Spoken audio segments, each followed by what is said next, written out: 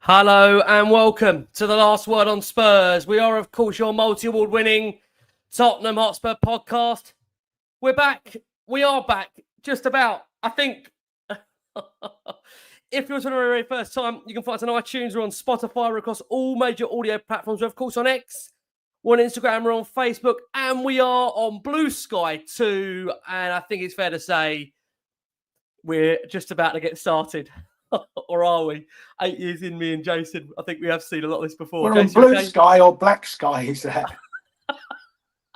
Feels like a black sky today. But listen, we are still in the friendly mode, so we'll see how everybody does get on. If you are, like I say, this is the first time, you can find us on iTunes. We're on Spotify. We're across all major audio platforms. Of course, we are here to dissect and review Bayern Munich 4, Tottenham Hotspur 0. I'm joined by, on this panel, Jason McGovern alongside me. I'm joined alongside me by the wonderful TJ Ramini and Marlon over at the Spurs Kings. It's been a busy, busy day, it's fair to say, of course, around Spurs. And for those that have been under a rock or not aware of what's happened over the course of the last 24 hours, before we do get into Bayern, we're going to come on to in a second.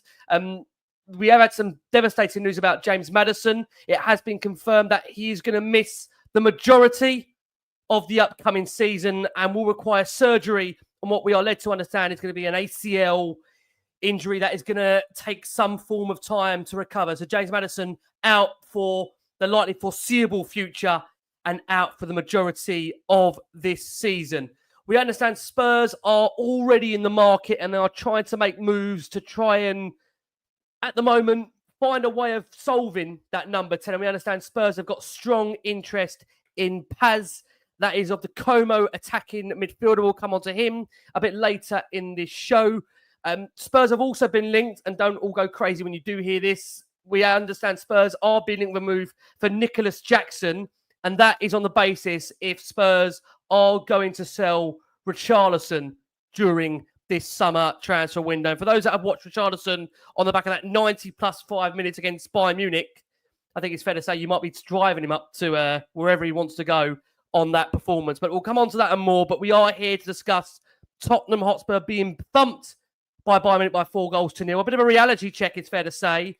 Look, the stats, they don't make pretty reading. Thanks, Miles, for these. It did finish Bayern 4, Spurs 0. Shot-wise, count 26 Bayern racked up to Spurs' 6. In terms of shots on target, Bayern registered 8 to Tottenham's 3. 38 touches in Spurs' box for Bayern in comparison to the 16 Tottenham had registered in the Bayern box. Corner-wise, that was dominated by Bayern. 6 corners to Tottenham's 3, and Bayern edged that possession 58% to 42. And a concern I know many have got in terms of where's our creativity going to come from. Bayern creating 6 big chances during the game to Tottenham's 1. Jace, I'm going to open with you as you bid us farewell very soon, packing that suitcase off to the Super Cup final. Don't look so terrified. Don't look so scared. You know what Spurs are. Look, Jace, we are without Maddison, Kulusevski, Udogie, Solanke, who all would realistically start probably in Spurs' first choice team.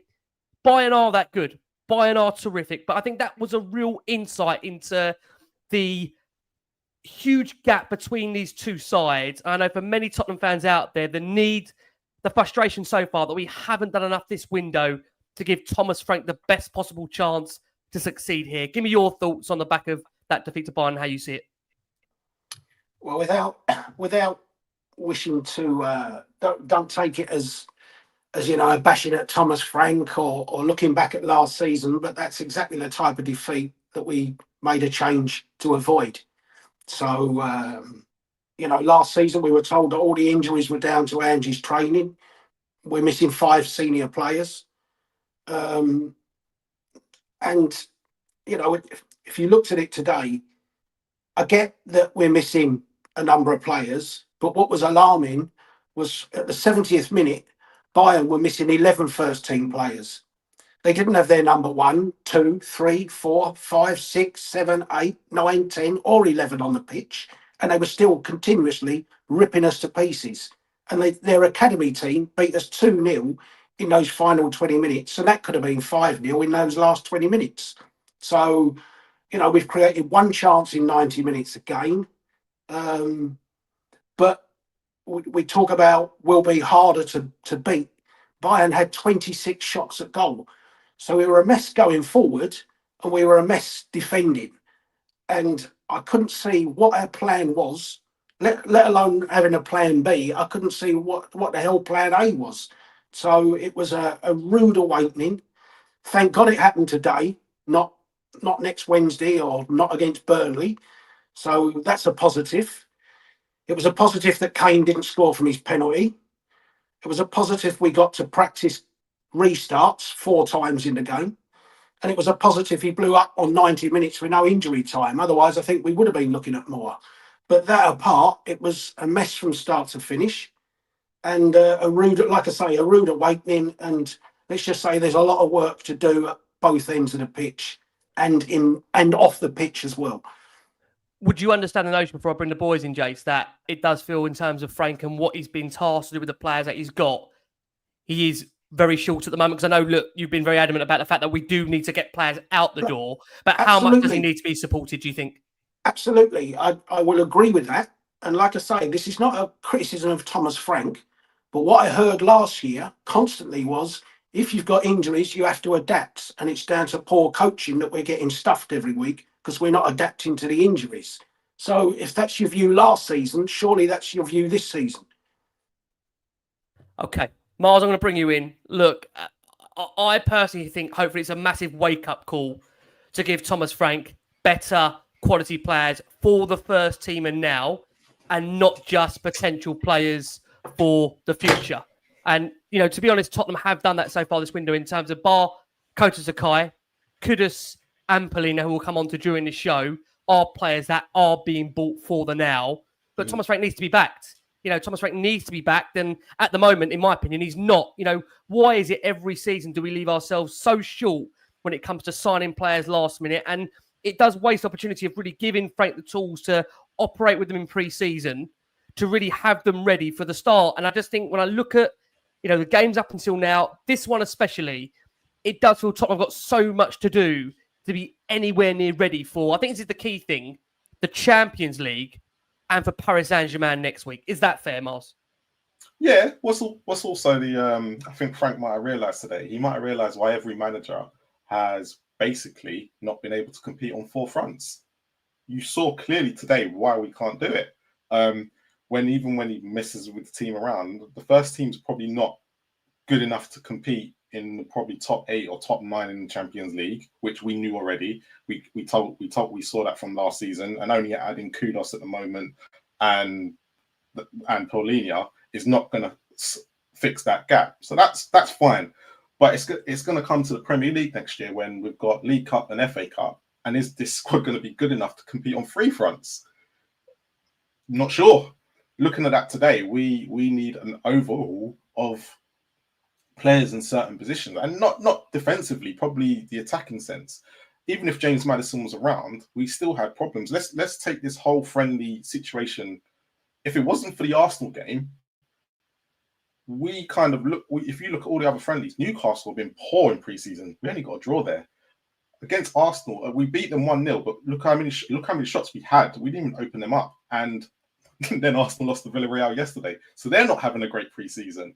The 2 games we had in a day, again, we were complaining. So the only decent performance that we've technically seen was the second half against Reading, because first half was terrible. I remember all of us coming on and being like, it wasn't the greatest first half. So actually, all the friendlies have been quite poor. And seeing that today, you're looking at Bayern Munich. You got to remember, this is a Bayern Munich that didn't even get to the Champions League final. If I remember correctly, they lost to Inter, who got smashed by Paris. So we're looking at it going, oh my God. And I know Paris Saint-Germain are going to literally be playing their first game against us next week, but they don't need to worry as long as they've got the quality. As we saw today, that was Bayern Munich's second game, and they played the first team well as much as they could in that first half and took us apart. But then their second team took us apart. So you're looking at it going, oh crap, what do we do now? So look, I said when we got to Arsenal that beating Arsenal would probably be an issue, because the board will look at it and go, oh, look, we can still able to compete with the second best team in the Premier League. But now we're looking at it going, with Maddison gone as well, Kulu not back until October, November, Son basically leaving, we basically just don't have anything going forward. And Solanke seems to be, well, We keep getting told it's not a serious injury. Well, that's now the third friendly in a row that we've not seen him. He ain't going to be fully up and ready when that football season starts against Burnley as well. So he needs to get up to grips. And then Richarlison, we'll be honest, I don't think any Spurs fan thinks he's good enough to be playing up top for a team that's going to be playing in the Champions League next year, let alone a top 6 side and let alone a top 10 side in the Premier League. So they've seriously got to look at it. And if they leave Frank short, who are we going to blame? Are we going to blame the coach? Or are we going to blame the board again? But it's probably going to be the same roundabout that we've been going through for every single season. But look, we might start off good in the season, but you know eventually what will happen. Tej, I'm going to bring you in. Oh, welcome back. It's like we've never been away, innit? It's like we've never been away. It's like a continuation. Look, like Jason has said, and like to be fair, Marlon said, it is pre-season, right? Because these are all learnings, really. These are tests. And you know what? I mean, look, we always say the result is meaningless. Still hurts, though. You don't want to lose 4-0 in pre-season, right? I mean, I don't think that can be character building, can't be motivating for the squad to get absolutely trounced like that when this is the game in preparation for a final, right? And that's what we've got next week. But, you know, I think defensive structure, I would say, has been quite good in pre-season. I know we've taken a lot of shots on, but we look toothless going forward at times. I know there's that kind of crying out at the fact Spurs need a number 10. They need more quality up front. You know, I mentioned it again. It is pre-season after all. But I think this does show how much we are desperate for support and for signings up top. And I think, again, I know there might be question marks of the way Frank's maybe approached some of the games for some people out there. But I think you have to feel for Frank. You know, he's helped us with some movements transfer-wise. And I remember back to the appointment, TJ, that show you came on, and you said to me, you know, when it comes to another new appointment of a manager, it doesn't matter who it is, but it's very exciting to get under or excited about an appointment when it's under Daniel Levy and Enoch, right? Because you just know that whenever it comes to a transfer window, the manager never, ever, ever seems to get the adequate tools required to be able to take the club to where the fans would love the club to be, Teach. Yeah, I mean, listen, it's going to be difficult for us all, I think, to not only come across as too negative, but also just too repetitive. The issue is that we've all seen it now for so long, you know, really since Poch left, right? There's not a Tottenham fan on earth that can put their hand on their heart and honestly say that we've been competitive. And again, I've talked about this so many times before. We do expect, as Tottenham fans, we do expect to be competing to win the biggest trophies in the game. We expect that. So is the current ownership and the board, are they saying to us, you need to adjust your expectations? Is that what they're saying to us? Because again, in football and in life, I can't stand pretension. I cannot stand that. I cannot stand when people are disingenuous. I cannot stand that. I've said it before, they will write it on my gravestone, is do it, don't say it. And if you say you're going to do it, excuse me, then do it, right? And the problem is that this has all been compounded by these nonsensical, absolutely ludicrous PR videos that are being released by the club. What's happening? What is that? Honestly, look at that image. What is this supposed to be? It's so fabricated and manufactured. I'm in the entertainment business, right? I understand composition. I understand wardrobe. I understand lighting. I understand makeup. I mean, look at these two sitting there trying to project this image of strength and solidarity and unity, and then talking about, I mean, these nauseating stories about how Daniel cares and it really hurts him when we lose and all this kind of thing. You know, please, it's so easy to show us that you actually have any interest in us competing and being successful. Unfortunately, our nearest rivals, probably 4 or 5 years ago, up until that, we were comparable on wages. You know, they paid a little more, but we were almost comparable on wages. And then it's very obvious they don't need to do a PR video to show actually we want to compete to be the very best in the country, maybe even the world. Where they've literally just sat down and go, okay, look, we want to have a go. How much is that going to cost us more a year? And someone's gone, I reckon you need to spend between about another 120 and 180 million pounds a year in wages to compete. And they went, done. And we stay where we are. So yes, it was pre-season, Rick. Yes, it's a friendly, but my goodness, the chasm, the absolute vast miles and miles and miles, whichever analogy you want to use, between the best teams in the world and where we currently are. To Jason's point, we got ripped apart by their academy players. My goodness, weren't they impressive? Hats off to those young men, formidable talent. But this isn't the Bayern Munich show. This is the Tottenham show. And so it's very easy for us all to see what needs to happen. And yet every single season, we get the same stories. Oh, it's difficult to get the players and it's difficult. It's very easy for everybody else. Manchester United, who are an absolute laughing stock, have spent £200 million refreshing their front line. And what do we have? So I promise you I'll get into some positives later, because I know people look for that from me. And there are positives. I'm not looking to, to pull the wool over anybody's eyes or to try to gild a lily or do anything like that. But as far as a football team and where we are, and poor old Thomas Frank, he's miles away from having a team that can compete for the very best.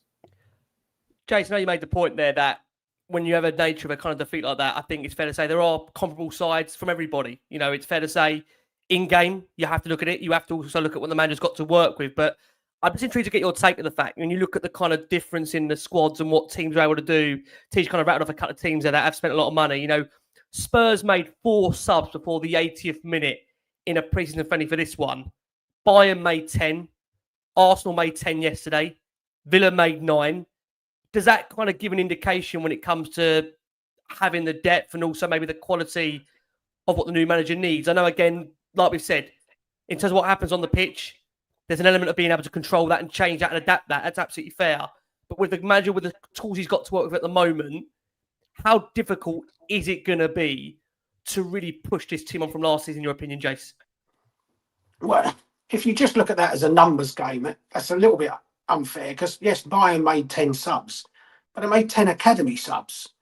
So we could have sent 10 academy kids onto the pitch, couldn't we? But you're saying as well, though, even when those 10 academy kids come on, they still scored a couple of goals against us. Yeah. And then you could also turn around and say that we made, 4 substitutions, but there's 5 players injured. So if those 5 players are fit, we'd be able to, the squad would look a bit deeper in terms of numbers.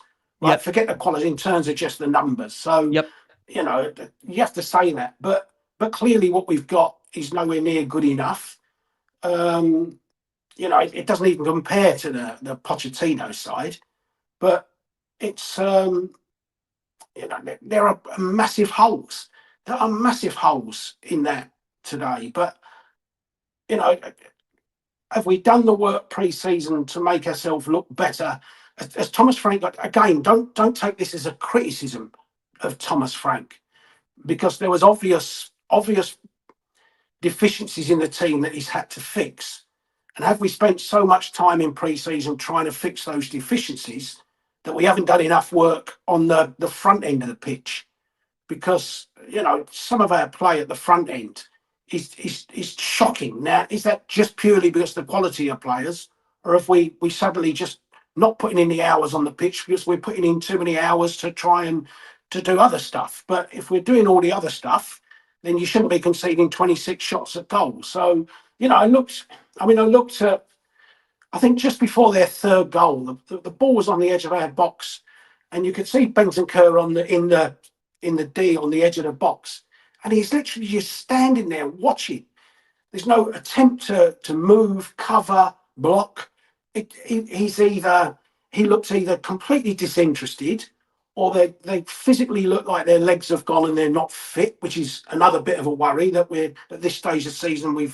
The players who are on the pitch aren't physically fit.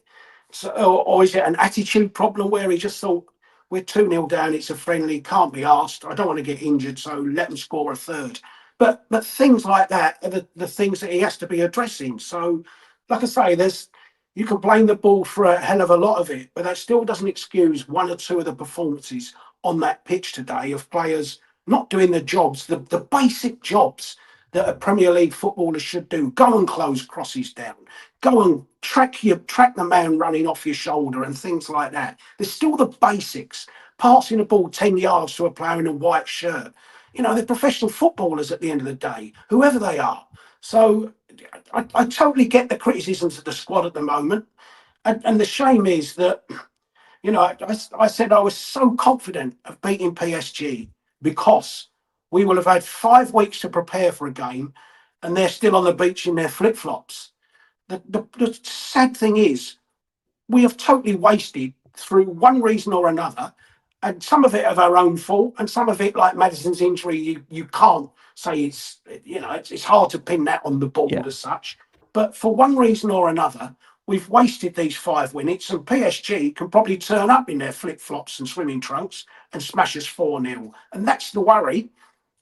But on that point, just why is that? I mean, is it the level of teams that we're playing? You know, because the thing is, you know, I remember, you know, we were, let's be honest about it, when we did those friendlies against Wickham, what was the other game we had? It was the day we had 2 friendlies, and we had the Wickham and we had the, forgive me, who was the second game we had? Luton.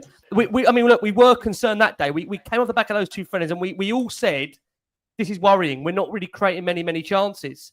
You know, that's a big concern. I mean, you look at the moment, Jace, it's one of the biggest worries for you. Jace, where's the goals going to come from at the moment? Where are the goals coming from? Absolutely, it's a worry. Absolutely, it's a worry. We definitely need more. I mean, I don't know what they've said about Solanke. Where is Solanke?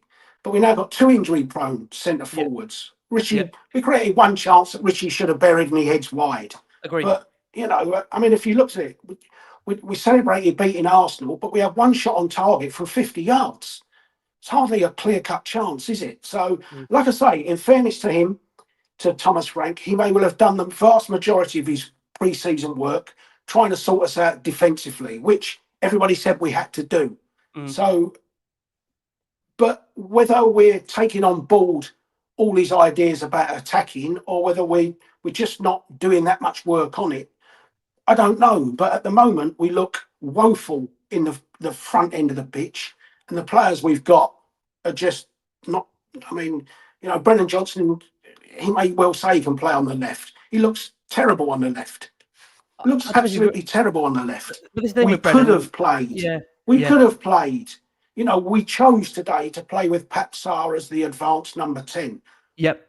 Most of us like Papsar, but none of us would ever say he's a number 10 when we had Bergvall on the bench. And why not then play Kudus as the number 10 and play Tell left, play Johnson right?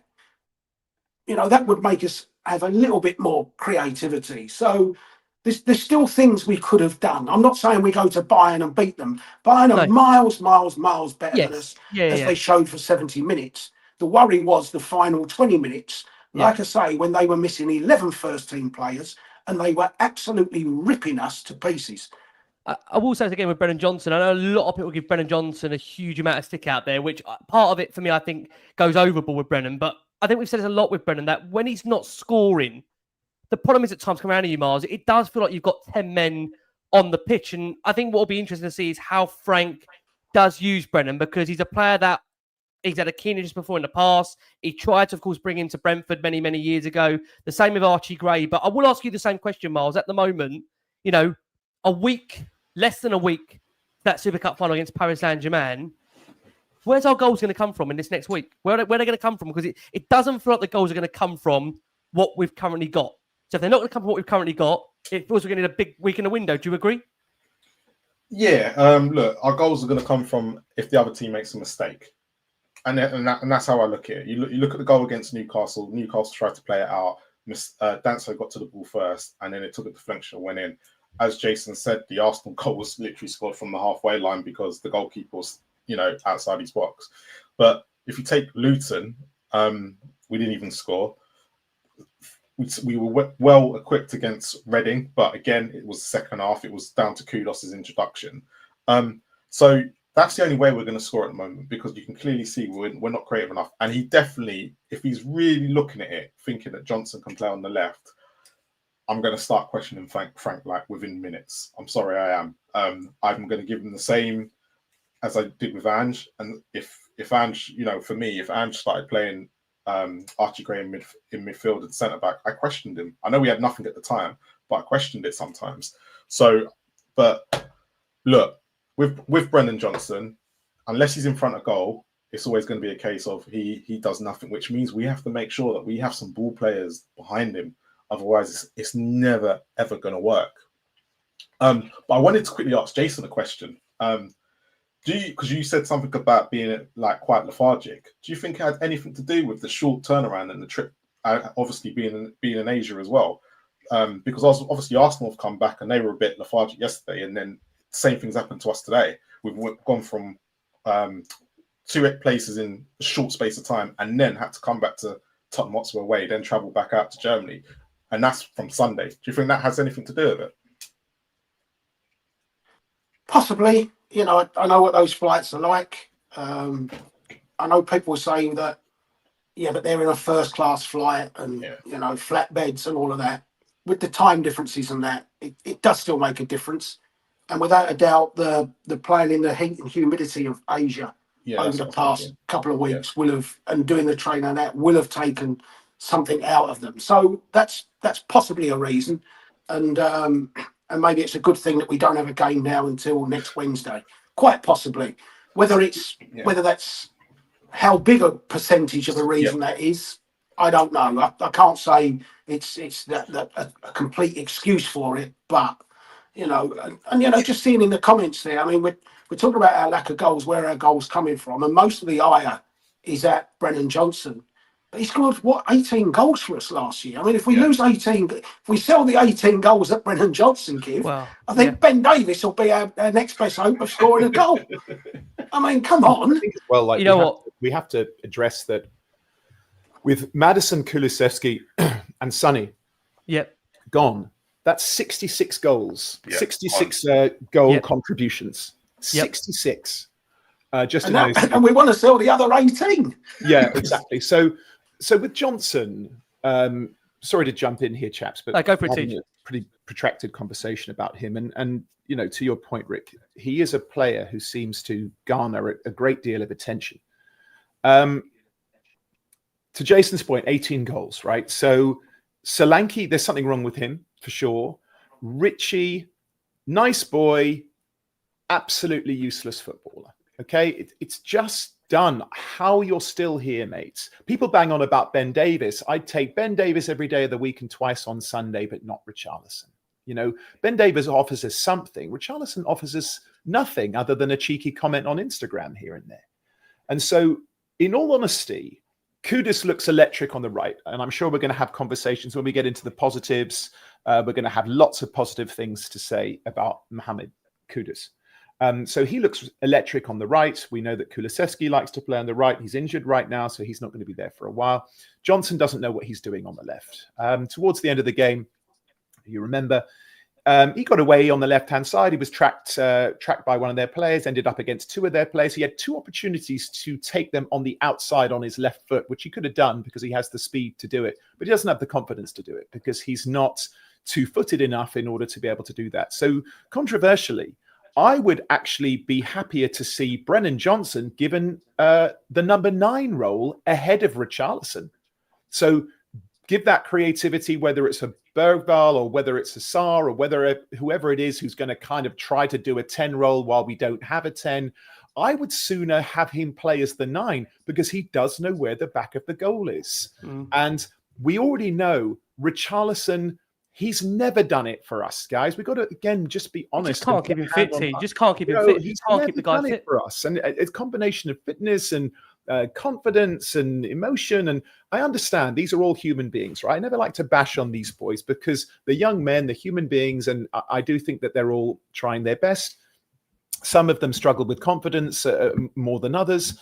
But we have to be not even ruthless necessarily, but just pragmatic and just say, listen, man, you're a nice boy, but no, thank you. So I would like to see Johnson give him a go in the 9 position because I think we've often talked about how he often gets on the end of a cross and just kind of taps it into the box or, you know, a smart finish past the goalkeeper.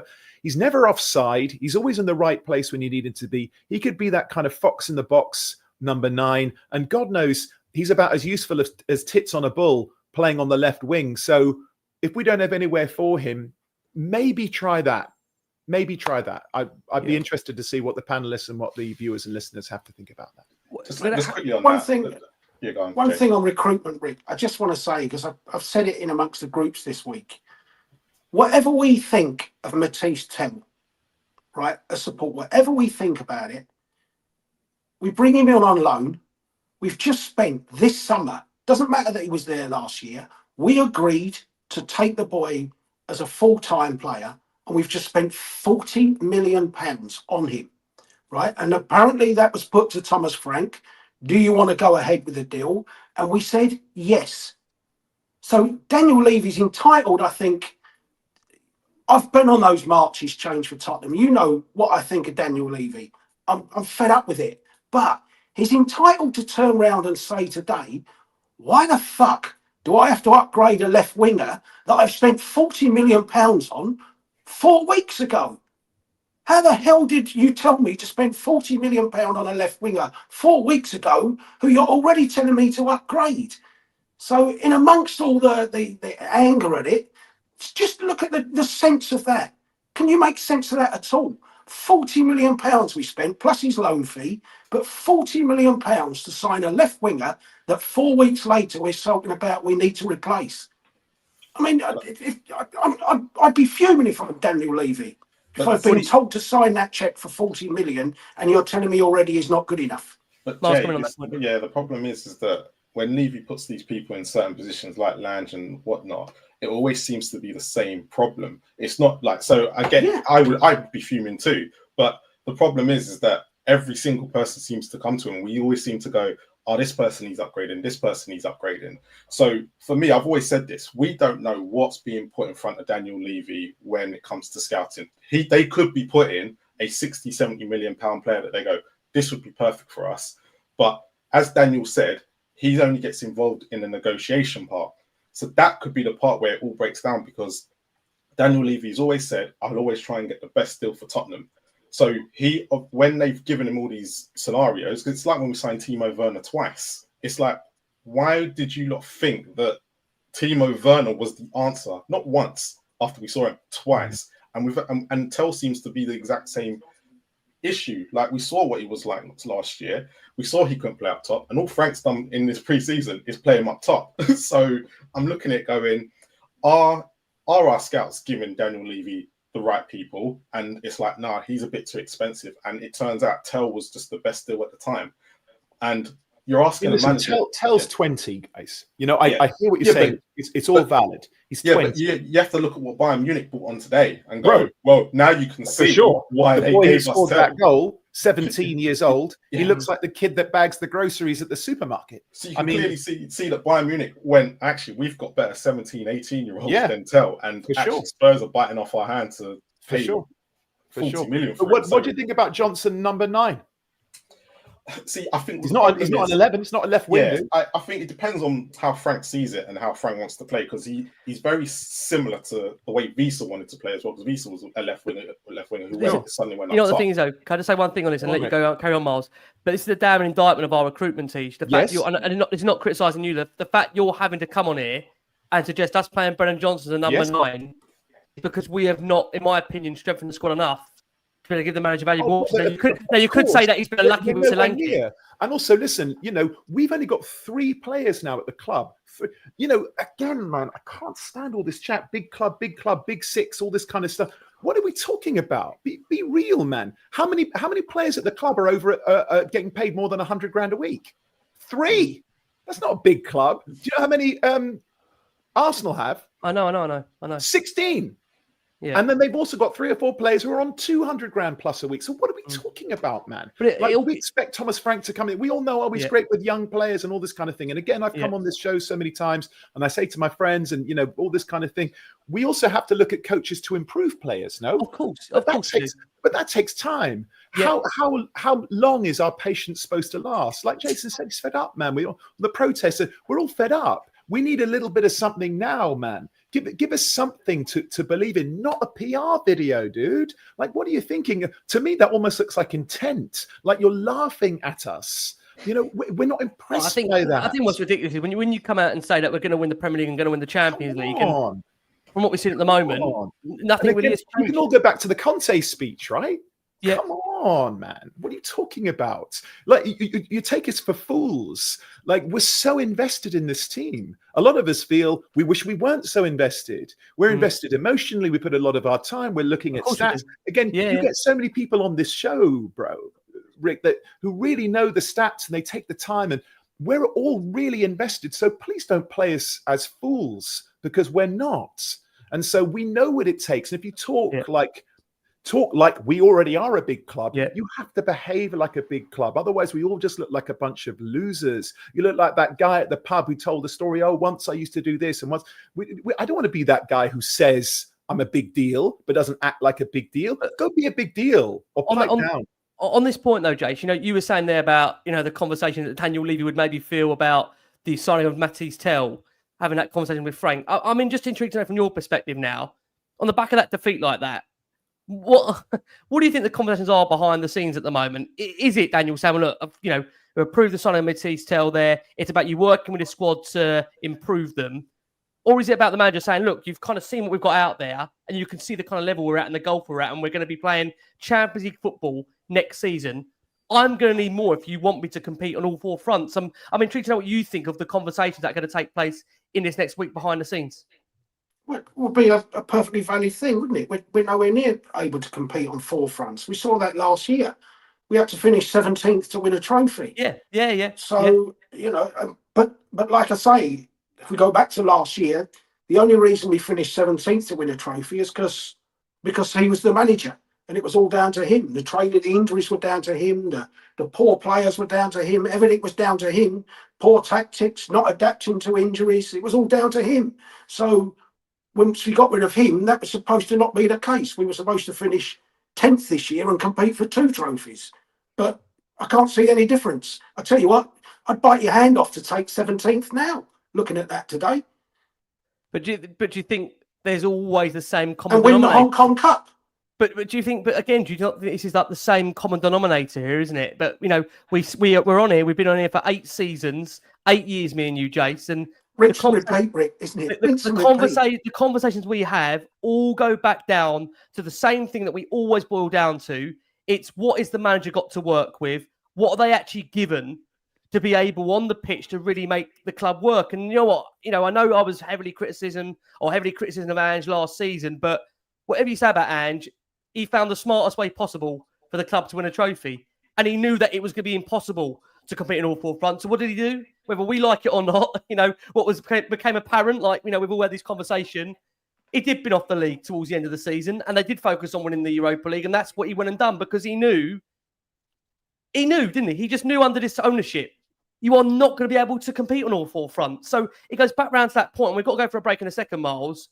I mean, you can just... I mean, if you remember, we had it last January in the window when we were screaming out for players. You had Ange talking about we need reinforcements when we were in the midst of a horrific thing, and we brought a backup goalkeeper, and we left it until January the 30th to do anything else. When he was screaming, and we saw several defeats in January. We saw 2 cup exits in January. We went out of 2 competitions in January. We gave up any hope of a European place in the league in January.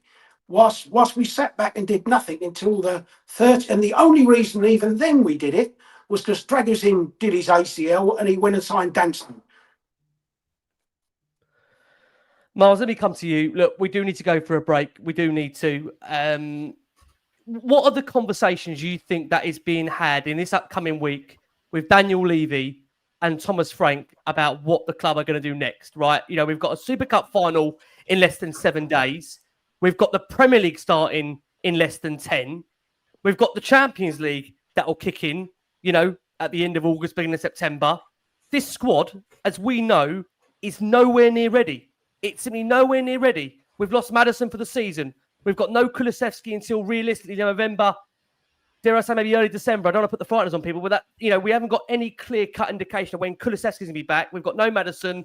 Those are the 2 creative midfielders in the squad. We've got neither. We missed out on Morgan Gibbs-White. And as you guys have said there, when you look at the overall goal contributions that we've lost from this team, James Maddison, as TJ said earlier, James Maddison brought 23 goal contributions to this team. He's out now for the majority of the season. There's no James Maddison in this squad. He's gone. Heung-min Son, He's left the football club. 23 goal contributions gone. Dejan Kulusevski, 21 goal contributions. He's out until minimum October, September, November. Who knows? What are we going to do, Miles, in this next week that shows that we're going to have some intent to give the manager the chance to fight on all four fronts, which is what Daniel Levy told us 4 or 5 weeks ago in that interview?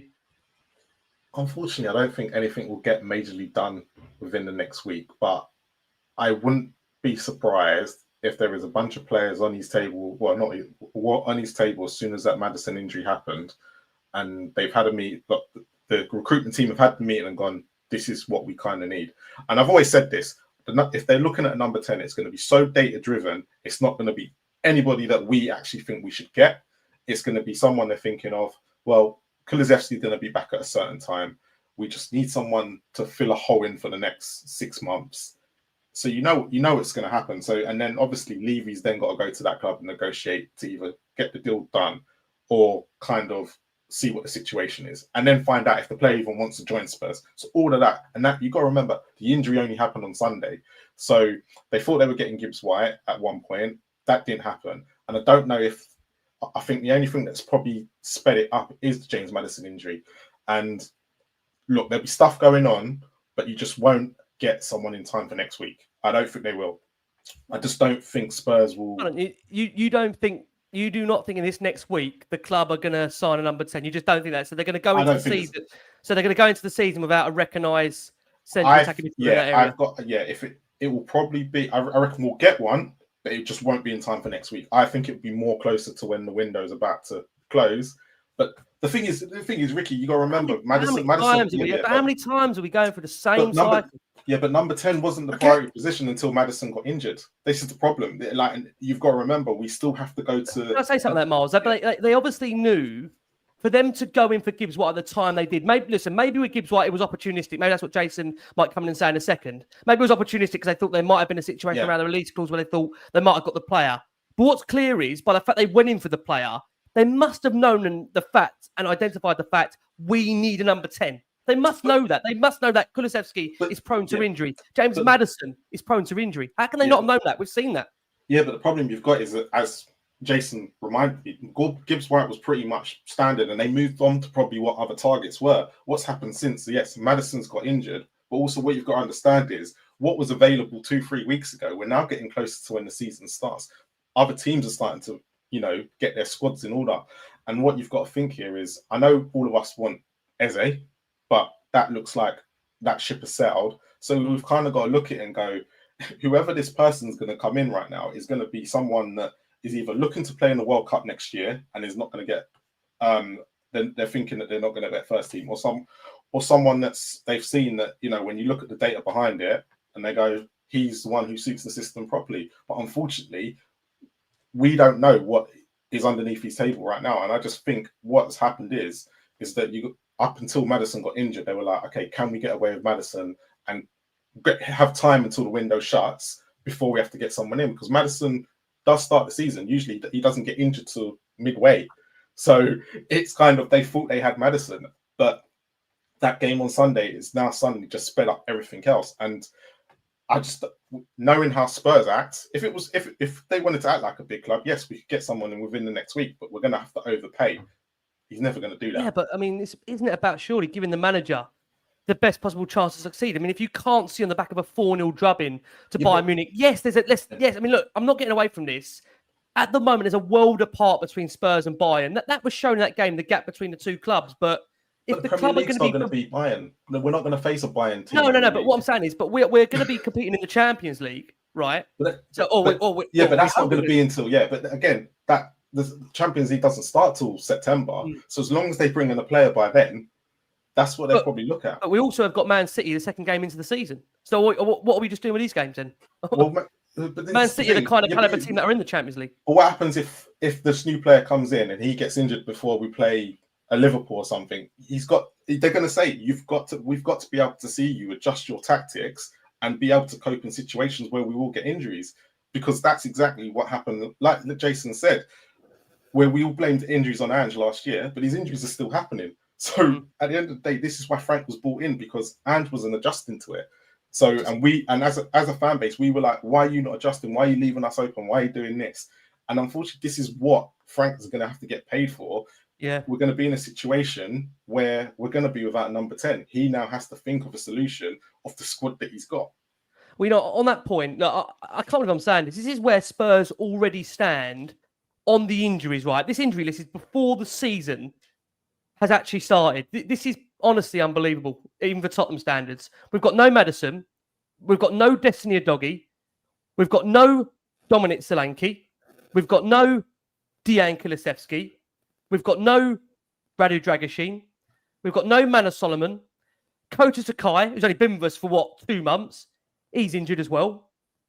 And Brian Hill, look, we know Brian Hill's going to leave the club. He's got an injury as well. So, I mean, it does go back to that point that even with the change of manager and apparently a change in all the backroom staff at the club as well, we're still getting injuries. I mean, it is crazy. I mean, are we cursed? Are we just unlucky? Look, we're going to go for the first break of the show. It does feel like normal services resumed here, but it's meant to be pre-season. It's meant to be the fun part. I was saying that we want these shows to be more enjoyable. We're just getting going again. Look, we have got nearly over 7,000 that are watching the show live. Thank you as always for your incredible support for Last One on Spurs. You're thinking, how am I going to wing this next point? I'm going to wing it. Let's have a go. We are sponsored by NordVPN. And like Jason, who's taking his time over to Italy next week for the Super Cup final, you can get yourself onto NordVPN or Saily, depending on what you prefer. If you want to save some data on your eSIM, Jason's done that. If you're looking to save and watch your favourite programs out wherever you want to go around the world, you can do that with NordVPN. You can go into nordvpn.com/LWS. You've got Saily as well, which is a great, attractive app when it comes to saving data. I wish Spurs will save their data, and save their data. Go and spend the money on the data they're seeing, hopefully on good players. Look, before we get into the second half of the show, again, just to bring everybody up to speed that aren't aware of the situation, I know I mentioned it more than once now. We have had confirmation from Spurs directly that James Maddison has suffered an ACL injury, and it is going to rule James Maddison out for what looks like the majority of the upcoming season. That is how things stand with that. We also understand Spurs are trying at this moment in time, despite our concerns here, they are looking in the market for a number 10, and we understand Spurs at the moment are trying to, it appears, lodge an offer for the Como central attacking midfielder, Paz. We'll come on to where that is at during this show. We also know the club have reportedly got a form of interest, and don't go crazy, I said this at the start of the show, in Nicholas Jackson. Spurs are going to accelerate their interest in Nicholas Jackson if they are able to sell Richarlison before the end of this summer transfer window. Right. Yeah, I mean, I think with poor old James Maddison, he may be out. I mean, to lose another season. Yeah, I'm sorry to say this. He's a nice boy. He loves Tottenham. I mean, and again, his dedication in video and everything that he made for Sonny was really touching. And again, he's a lovely man, a family man. And listen, I wish him a stealthy and full recovery.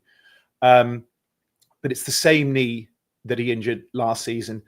To Miles' point, even just when he was, running off stats and figures and everything, which of course he's correct about. He says, he doesn't usually get injured till the second part of the season, and he didn't say it for laughs. It's just the reality. And so I do feel for him. And again, if we are, God, I keep saying the same thing. If we are going to even pretend to perhaps appear to be an ambitious or a quote unquote big club, we are going to have to start being a little bit more ruthless and let players go. And again, you've just listed a long list of players.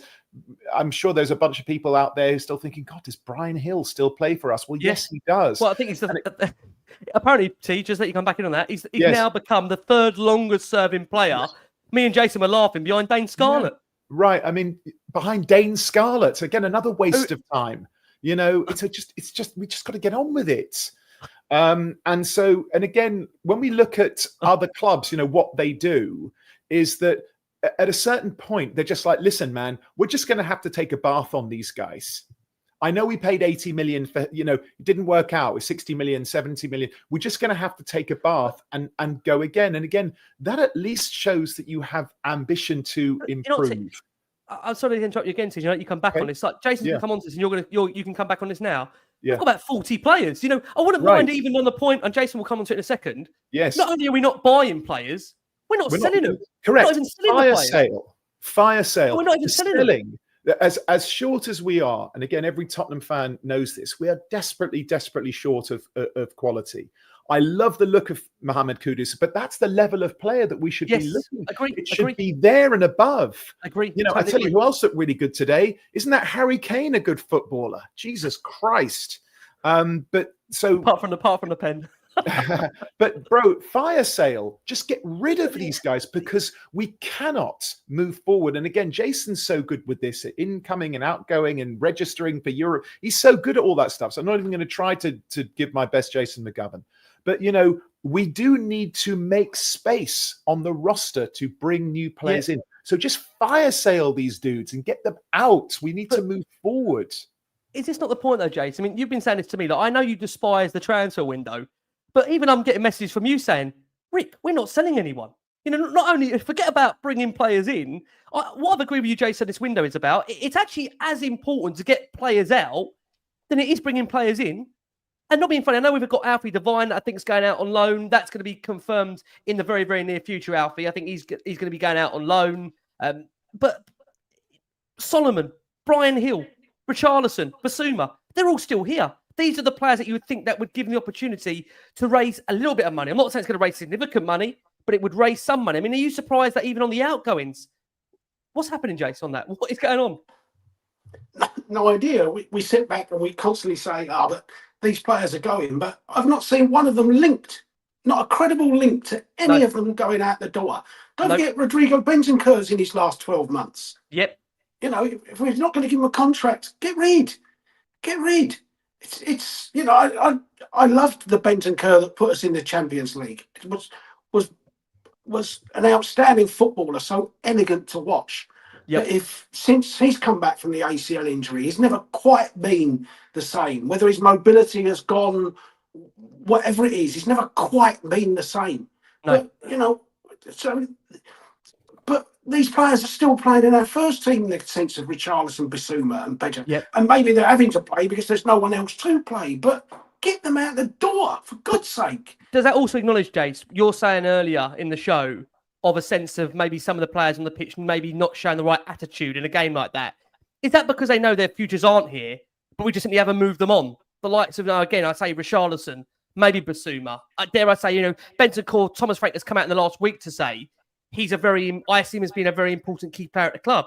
But yet we've heard nothing about his contract. I think Bentancur will still. I hear what you're saying, Jason. You're right, but I still think he's going to do a job for us, especially under Frank, because he has a bit more space and room to operate. I think today, by the end of the game, he was knackered, and also he was just a bit fed up. It was just like, you know, this is useless. We're getting schooled here by a bunch of children, and I think he was a little embarrassed. Sorry to jump in, Rick, but I think actually he's a player that we should tie down to a new contract. But as you've already stated, we've got another 5 or 6 who should be literally just, you know, taxi is out front, and, you know, we've got, you know, 50 quid for you from whatever, go, because we need to bring more players in. I tell you, I don't mean disrespectful to Richarlison. For those that watch that Richarlison performance, I think you'd be lucky to get 50p for him, the way he's playing at the moment. Richarlison, bless him. You know, I'm not saying it's deliberate, but it sums up, Rick, that we've sold 2 players this transfer window. 2. Yep. One of them was yesterday. Yep. The other one was Pierre-Emile Højbjerg. Yep. And that was we actually sold him in this transfer window, despite the fact he went 12 months ago. That's it. Yeah. You know, we go on and on about all the spending that clubs like Chelsea do, but Chelsea have raised about 200 million on this window, selling people like Chukwuemeka for 25 million, and they sold the goalkeeper to Bournemouth, Petrovic, for 25 millions and things. It does come back down to players as well as buying. Yeah. Look how many Liverpool have done this window. Yeah. Tyler Morton, 15 million to Blackburn and things. But it's again, Jason. In the meantime, Brian Hill is still drawing a wage. But I just wonder on the point you're making. It comes back down to, again, the recruitment. You know, Johan Langer is a man that is known to be working in the shadows. From what we hear, Paratici is also still doing some form of consultancy work for the football club. Again, it feels like there's a lot of people inside Spurs that do different kind of roles, but it doesn't feel anyone's really taking the ball by the horns when it comes to leading the way of a lot of these significant outgoings. And I think, we've said a lot about this summer on the show. It's as crucial about bringing players in, and I will come on to Palhinha shortly in his first appearance for the football club. I know, again, some are maybe going to overreact by that first performance. I think you have to remember Palhinha, this guy has literally had, I think, very, very few minutes of pre-season. If we're going to judge Palhinha based on 45 minutes, God, this is going to be a very long season because you've got to give players time to settle. I mean, Kudus, again, I think we've seen really good flashes from him, and I agree with Tej, what Tej said. I think that is the level of player that we should be looking to buy and above, that is going to come in and hopefully immediately affect the first team. That is what I want to see Spurs do. But before I come on to that, I'm just going to read out the team that Frank did name for the game against Bayern, because, again, it kind of tells you where Spurs are at. Now, it was a strong side, and you've got to remember the fact that we said that, and Marlon did bring this up to you, Jace. Spurs arrived back from their Asian tour only, a few days ago. We know for Bayern, their side include the new signing of Liverpool's Luis Diaz. That has now been completed. Tottenham, of course, have their own signing in the current Bayern player, João Palhinha, on loan, who joined, of course, with an option to buy. That work permit was obviously completed in order so he could play against his current employers and started against his old side. Obviously, Spurs without the familiar face, Heung-min Son, who, again, we'll come on to Sonny at the end of the show because we want something we're going to announce to you all about Sonny. But Tottenham, as I mentioned, they remain without Destiny Udogie, whilst Dominic Solanke is still out with his ankle injury. And concerningly, just to bring you back in, Jason, before I go to TJ, we've not seen Solanke, Jason, since that Reading friendly on July the 19th. We're creeping up to that nearly being a month, and we've heard very little as to the situation around Solanke. Is that becoming a concern for you, just the fact that on his day, Solanke has shown, he can score goals? I think, for me, he needs to be fed a lot more than last season. But are you worried already about the amount of injuries Solanke's picking up? Absolutely. I mean, look, he was injured when he came to us within a couple of weeks, wasn't he? Then he had the bad one in January when he was out for a month, 6 weeks or whatever. Came back from that, never quite looked the same when he came back. Now he's got another one, and I believe it's knee again. So, if it's knee again, they've been very quiet on that. I don't know if it's the same knee as the one he did in January. If it is, then there's obviously a weakness in that knee that they might start to think, are we having to put this under the knife, or are we, whatever it is, until they communicate that. I don't know. From what I hear, Udogie will be out for quite some time. So that's another, as far as I understand, a long-term one. The thing is that the data-driven model, I understand all of that data-driven model, but how long does it take for a data-driven model to ping a name out that you make a move on? My worry with the data-driven model is that Football Manager got postponed last year, and so they're waiting for the updated version of that that's now 2 years behind, and that the data-driven model just hasn't got the new floppy disk in it yet. And I think the new game doesn't come out till October, does it, Marlon? So there you go. We might be all right for the January transfer window, according to the data model. Well, not really, because we got to re-sign players twice if you're Tottenham. I mean, the fact that even you're showing your concern is a worry. I have to say that. Even you're showing your concern is a worry. What do you think of that, Miles, for you? The fact that Jason is showing concern in a transfer window, I am now even more concerned than I was before. I'm a bit more concerned that Jason's using terms of floppy disk. Where's Jason living? Where's he been? We've got a lot more from the floppy disk since you've lasted. You might have the wrong show. Do you know what? And this was always the issue that I had when they were going through the data-driven model as well, because what they're all given, we could all be given data, but we all could read it in different ways. So how Land reads it is different to how Paratici is going to read it, and you don't know when you're putting them in a scenario or a team that do they suit that manager as well. And that's the other bit sometimes you've got to go with, because some of the players we bought for Ange in the data-driven model just didn't suit his system, so why buy them? So they need to kind of, when they're looking at this, you do need to have your Palhinhas, who probably wasn't, the Palhinhas, and I bet Kudus hit the data-driven model for what they were looking for. But sometimes you have to, as what's his name said, David Pleat, sometimes you do have to go look with your eyes and see if this player is going to be good enough. And it's that happy medium that you sometimes need. And I think what's happening with Spurs is they either go too much one way or too much the other. And it's a bit like our managers. And there's never that happy medium in between.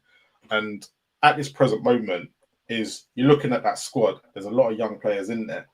And we are now having to wait until they become the old Pochettino team, basically. That's what they're basically looking at. When Harry Kane came through, Danny Rose was coming through, Cole Walker, when they were kind of on that scenario, young and hungry, and sprinkled it with some senior players here and there. But that was the team that got them over the line. So I think that's what they're trying to go for again. But if I remember correctly, Poch's first season wasn't great. No.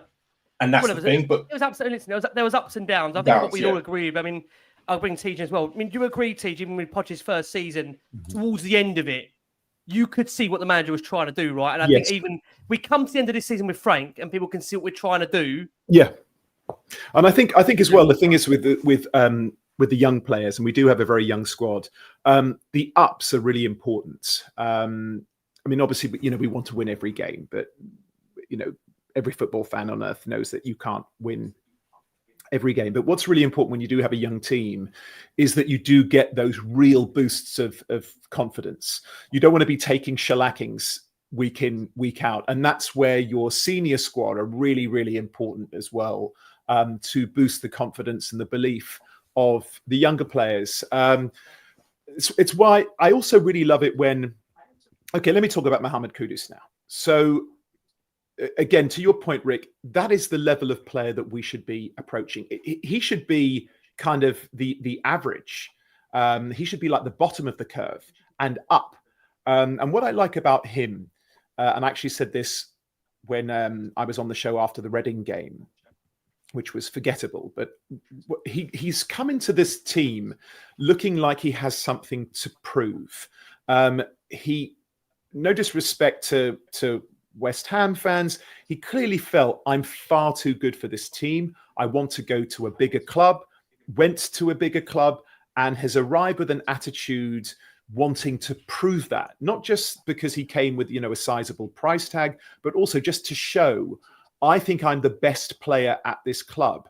And I was criminally underserved at a really poor club. And so I love that kind of self-belief and confidence. He's just constantly looking to take whoever is standing in front of him, constantly looking to take them on. So I think he's going to be a really, really important player for us. We want that hunger and desire. And to Marlon's point, yes, the data is wonderful, but of course it's interpretive, right? It's all subjective. And so we do need a few more people in those sheepskin coats, with their hands in their pockets, schlepping up and down the length and breadth of Europe or South America or Africa or, wherever it may be, and find us these players who are exhilarating and exciting and can offer us something straight away, who can really bolster the youth that we already have and give them the belief and the confidence that they need. I also think that, okay, let's do some positives. I actually think that Odobert is going to be, I have belief in him over Tell already. I was really sorry that he got that injury last season because I was excited about him coming into the club. I really liked the look of him when he was at Burnley. He looked like a Tottenham player to me. When we announced that we were signing him, I was delighted. He just looks young, hungry, confident. He looks strong. He looks technical. I really like the look of him. I do think as well, Tell has potential, but I understand people being frustrated at a £40 million price tag on a player. For that kind of money, it should be beyond potential. So we have some positives here that we can build on. And then let's also have some faith and some belief in Thomas Frank's ability and Cochrane's ability to work with young players, because they are going to need to work some magic if we're going to stand a chance of even being competitive.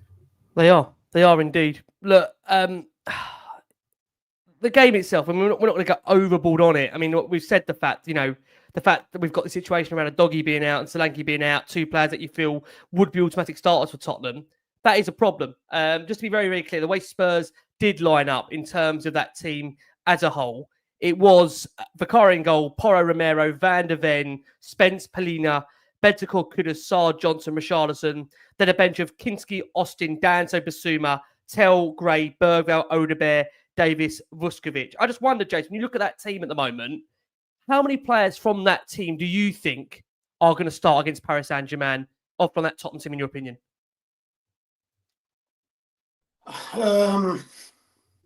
Well, depending on what happens with Solanke's injuries, I would say that's our starting lineup. You think you wouldn't be too surprised if you see that starting lineup against Paris Saint-Germain in the Super Cup final? I wouldn't be. I'd still sooner see Bergvall in there, probably over Rodrigo at the moment. They've just brought Palhinha in, so he'll definitely play. Thomas Frank wanted him as his number 6. So, but I don't see Pat Sarr playing as a number 10. Put it this way: if you pick that side, you can't play Pat Sarr as the number 10. That's for sure.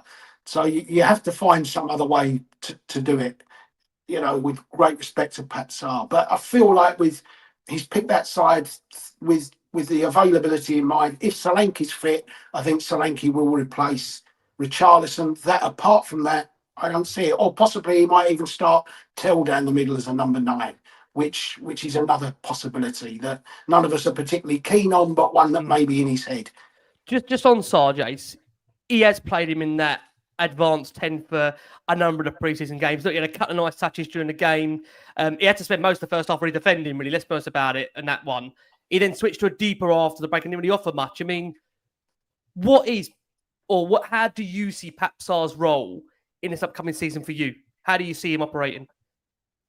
For me, he's a box-to-box, modern day number 8 type player. But I mean, possibly we talk about adaptation. Maybe Thomas Frank thinks, look, without Maddison, there isn't anyone good enough to be the number 10 that I particularly want, in which case Pat Sarr's the one most likely to go and press one of the opposition players. So that's why he's ended up being the most advanced. It's not a criticism of, I've got no criticism of Pat Sarr, but he's not what we think of as a number 10, that's for sure.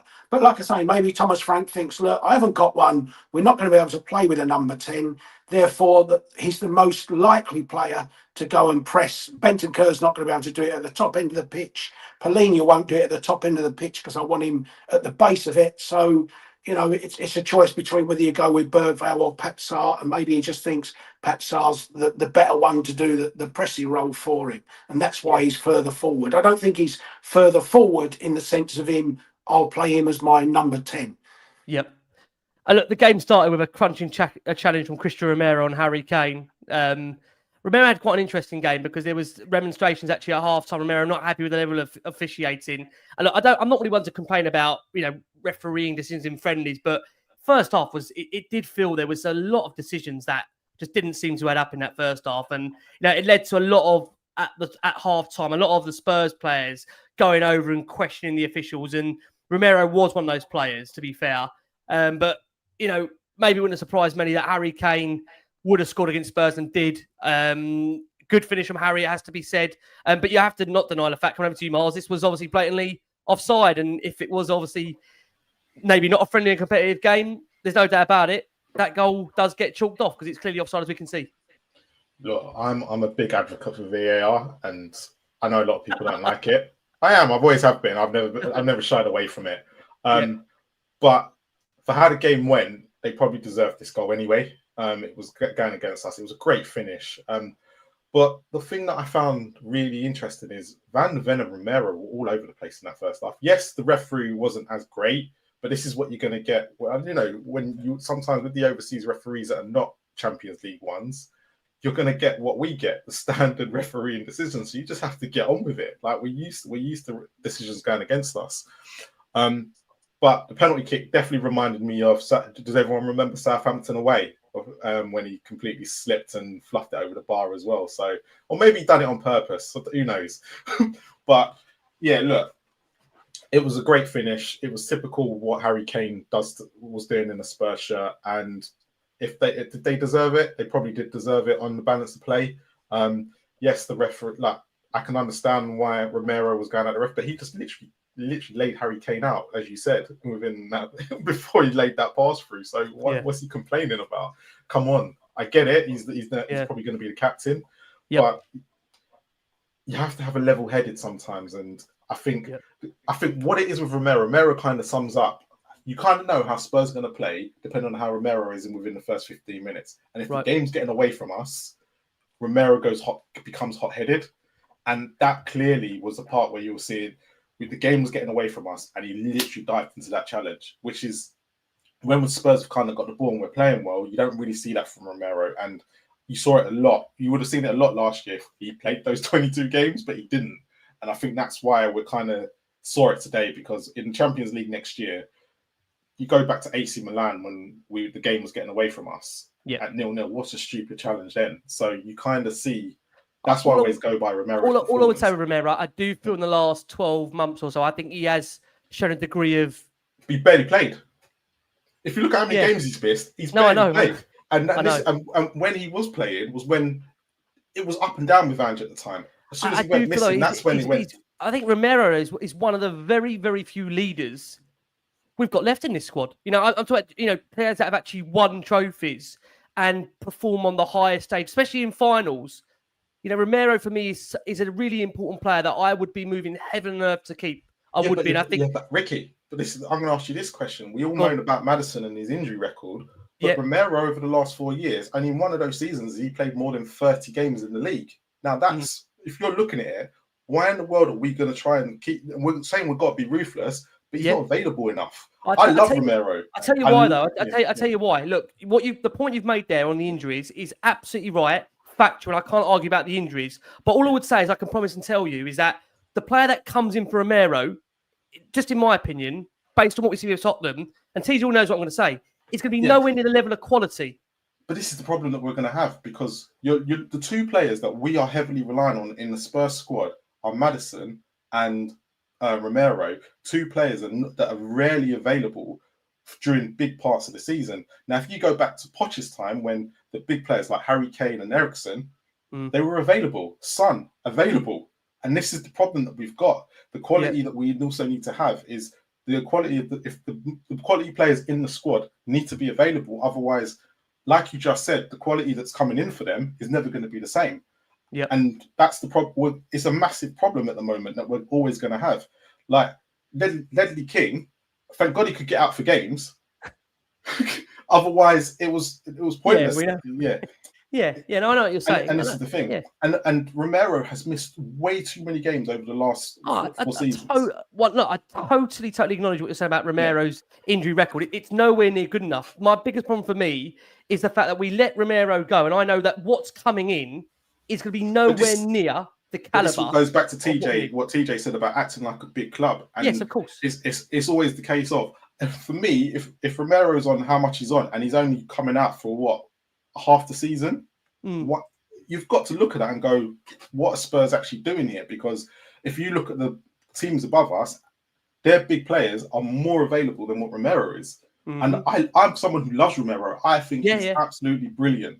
But if he's not available and he's just as available as Maddison, why am I sitting there moaning about Maddison and not moaning about Romero? No, I hear what you're saying. Can I ask you about one player, TJ? Again, had a bit of a difficult debut, and it's a new signing, and it's a player that hasn't really had much time at all really over pre-season to actually have game time, which I think is really important, that I do stress. And that's, of course, João Palhinha. He's only literally come through the door for Spurs in the last week. Look, he was adjudged for a brought down Stanisic, which led for Kane to miss that penalty. I'm going to say this, and people don't like me saying this, I think it's probably not the best game to judge him on. I just think at the moment, the guy's had so little game time over recent months. If we are really judging a player based on 45 minutes, because he did come off, I mean... I don't think anybody is, Rick. And I think that's fair to say. Again, I think that, most of the Tottenham fandom, especially the people that watch and listen to this show, they're pretty level-headed and balanced and realistic. He's a really quality player. We all remember him at Fulham. He was excellent, which is why he made a big money move to one of the absolute super teams, one of the titans of this game. It didn't really work out for him there, but that's okay. That happens to various players. There's no doubting his quality. He is the kind of player that, we've spent quite a large portion of the show completely justifiably saying that we are woefully short and we need to bring in better quality players. He is the kind of quality player that we need in a position that we were absolutely desperate to fill. So I don't think you're remiss in saying, it's not really worth talking about his performance today because he's rusty as hell, isn't he? So again, maybe people in the comments will go, "Oh no, he's terrible." I haven't seen that. I must admit, I haven't read through them all. I will. I'll try to read through as many as I possibly can.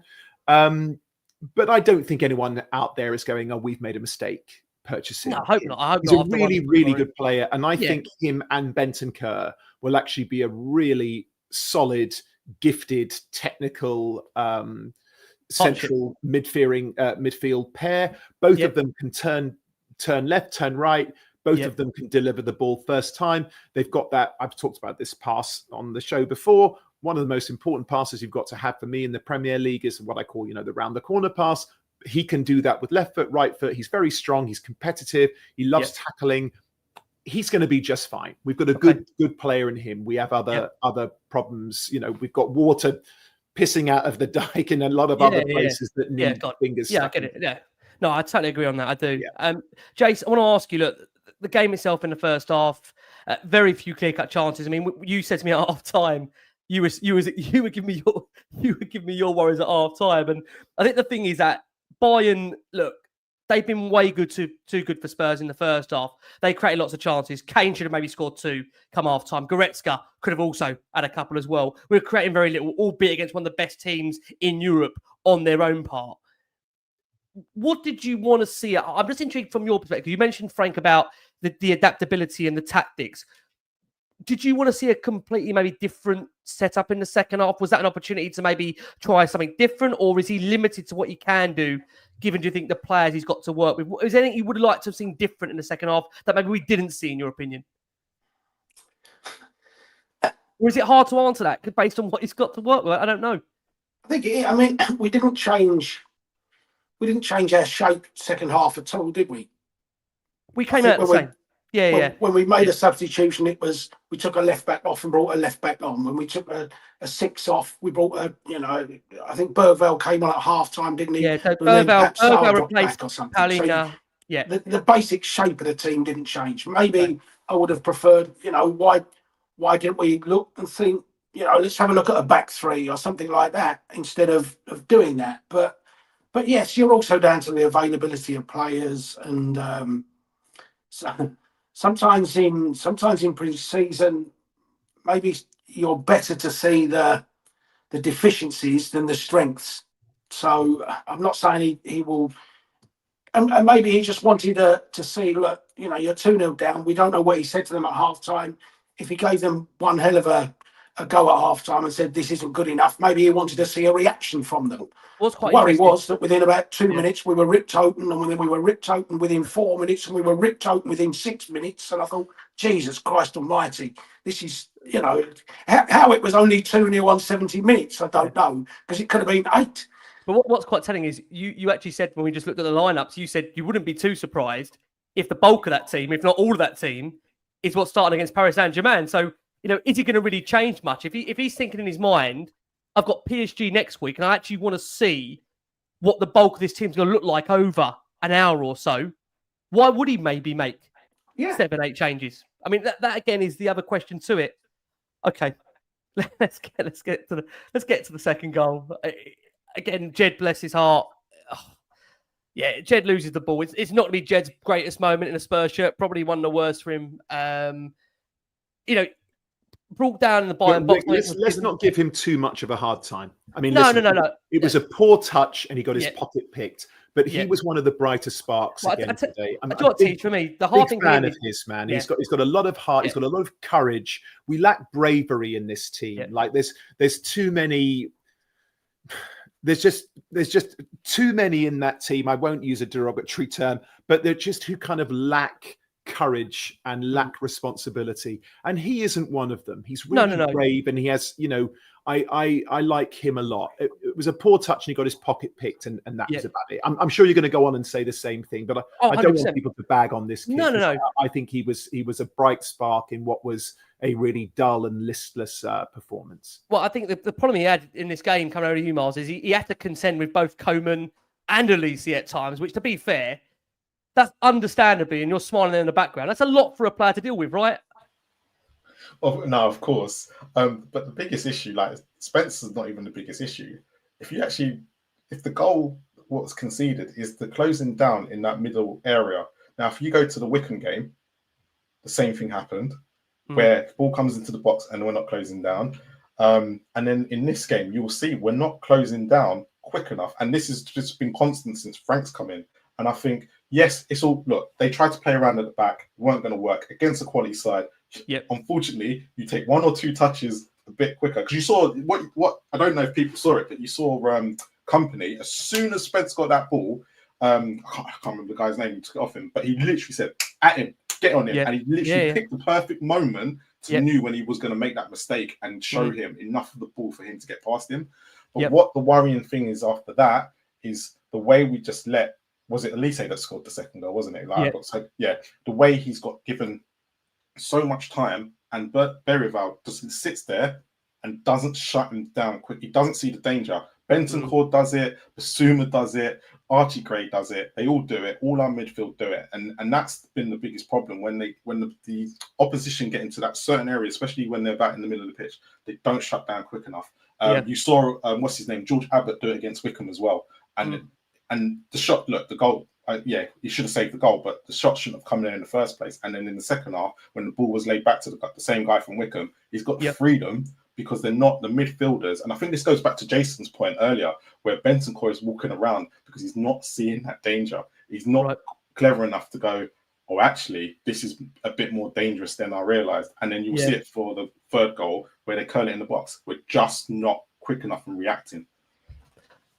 No, we're not. And obviously Spurs did fall 2 behind. And Jason, like I said, Jason earlier, that slowly accelerated very, very quickly. But in between that, we obviously had a miss from Richarlison, which again, dare you say, another centre forward who's a bit more prolific on his day does put that chance away. And I think, again, when you are playing against the better sides in the Champions League, we're going to need to be more prolific in front of goal. We just can't get away from that. We are going to have to up our game in those big ones. And I think even like you look at a player like Elise, for example, I mean, this is not the Bayern Munich show. It isn't the ex-Crystal Palace show. But I mean, Elise looks like he's moved on to another level. I mean, the guy just looks... I mean, Jason, you're laughing there, but frightening, isn't he, Elise? What he's become? Frightening. I remember at the time when he was at Palace and all the talk was go and get Eze, and I remember saying then I'd sooner go and get Elise. I think what a player. I think he has that real drive to go much further. I still think Eze can be a little bit highlightsy type player. He can play well once and then kind of drift out of games. Maybe he needs more of a push.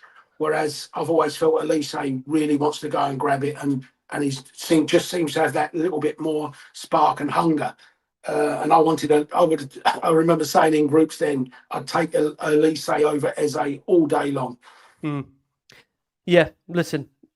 We have to hope the club are going to strengthen. In terms of the latest point in that game, they made a couple of subs. We had Odobert and Davies replace Johnson and Spence. In between that, a really good save from Vicario to deny Kane in the Spurs box. But a third goal for the much-changed Bayern team come over to you, Tej. And this is the point I think Jason was making earlier. They did bring in a lot of academy players. I think there was about 7 or 8 changes that came in. Yep. And just a couple of absolute wonder goals, really, wasn't it, for 3 and 4-0? They just and these are 16 and 17-year-olds. Yep.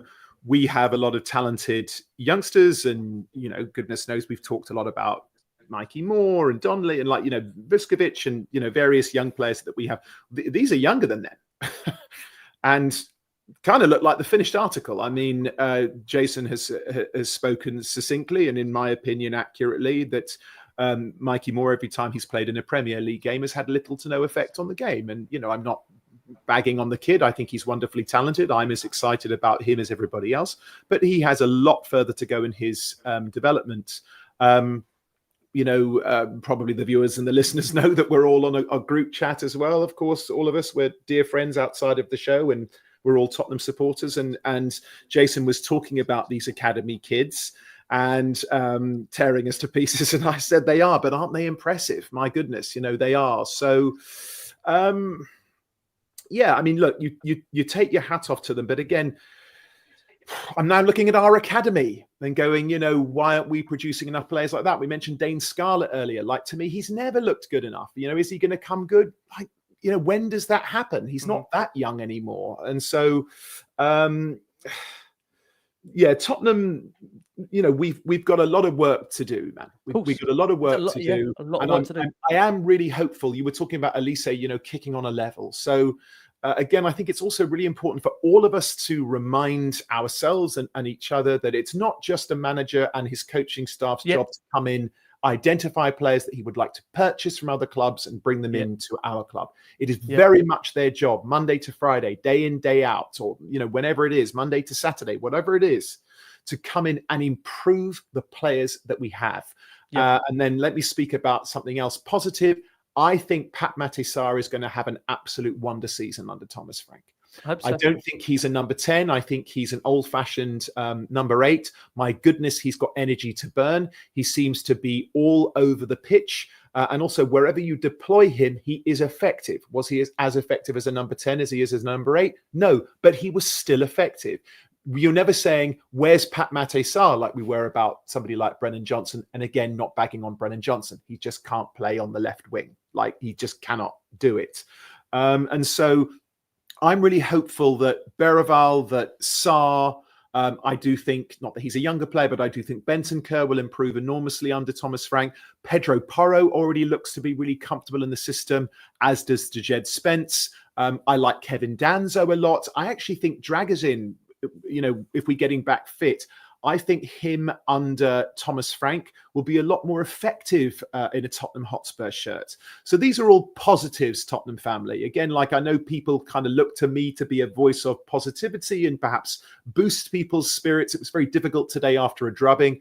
But speaking realistically, we do have some things here which could be exciting. We've got a lot of work to do, TJ, but Levy, no, absolutely. I know Levy's sitting on his hands, Jack, and listen, he loves that. It's his most comfortable position. Goodness knows they're perpetually in his back pocket with his arse sat on top of them. But, what we currently have can be improved upon because we have a coach who does enjoy working with young players. So let's be hopeful that we can kick on and create some Elises of our own. Yeah, I do agree. Look, the third and fourth goals are absolutely worldies, but it is a worry. Like Jason says, goals, man. And also, without even thinking about it, that's what I'm saying. Like a finished article, that kid, 17 years old, with an absolutely criminal moustache that one thinks about. I'm 16, 17. Let me see if I can grow a moustache. Shave that thing; it looks ludicrous. But my goodness, what a finish! Put a ball back in it like that doesn't really matter what you. does it really? But yeah, what a player, man! She's 17 years old. Yeah. Incredible. Well, I think it goes back to the point Jason says. I think a lot of goes just that you come on that point, as you said. I think fans might be quite worried that Bayern bring off a lot of the first team players. They bring the academy on, and we're conceding goals like that. I mean, they won the goals, but should they be happening, Jason? Is probably the question that fans would have to worry about, right? Well, of course they shouldn't be happening, but you hate to talk about that lot down the road, but look how impressive Dalman looks for them. 15 years old. Yep. Look at Miles Lewis Skelly. Physically, he looks a beast already, and I think look at Lewis Skelly physically to Mikey physically or Alfie Devine physically. It's just a world apart. World apart. Or even Archie Gray, who's older than him. Or Archie Gray. Again, like that kid, I said it at the end of last season, just spend the whole summer in the gym, bro. Bulking up, in the kitchen and the gym. The kitchen and the gym. You know what I mean? Like, he needs to change his diet, like get on the yams or something. I remember Jonah Lomu back in the day, anyone who remembers him talking about the sweet potatoes and the yams and all that, whatever it takes, man. You're too frail, bro. Like, eat and gym.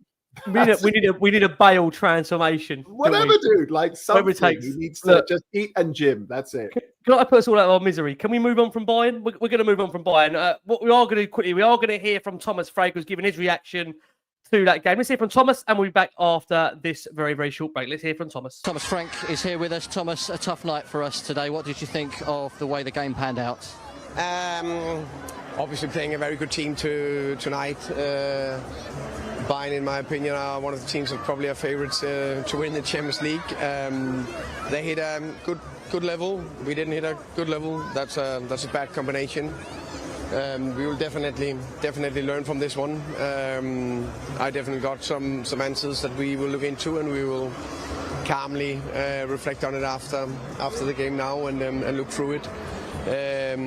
Also, it seems like we lacked some energy somehow, which we need to find. No team can play without top energy. We have 6 days until the Super Cup. What does the next week look like as we try to get ourselves ready for that? No, we will 100% be ready for that game. I'm not in doubt of that. There's 6 days ahead. We will have a normal week for the first time in the last, how can we say, 2 weeks or something like that. With everything just getting down, less travel, energize them, 3-4 good sessions, and then we'll be ready against PSG.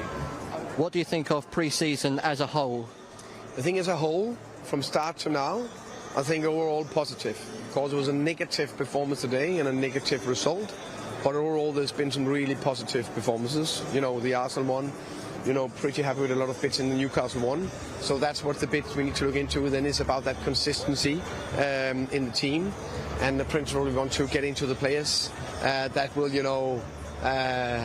take a bit to get up to that level, consistent level we want to. But I'm not in doubt we'll get there.